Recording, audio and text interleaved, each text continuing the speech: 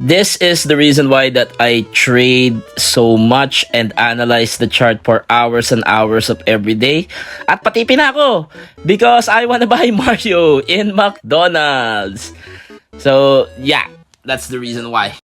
Of course, hindi mawawala si Bowser and ito ang paborito ng aking pamangkin. Look at that. The quality is good. It's a keychain actually. Princess Peach, of course, para sa aking pamangkin na isa na si Sophia. I think she likes this one, pero busy siya dahil nanonood siya ng Free Rent, my favorite. Of course, lastly, para sa akin, it's Mario. And yung pamangkin ko excited masyadong buksan, siya daw magbubukas, ayaw niyang ipabukas sa akin.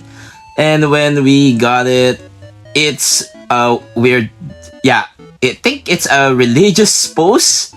So, I'm not really sure na agaw sa akin. But anyway, yeah, it's still a good quality. It's just a weird pose. At pag kini-change side mo siya, I think, yeah. Anyway guys, the qualities are good at manonood kami ng Mario bukas. Wish you were here guys and see you at the Mario movie.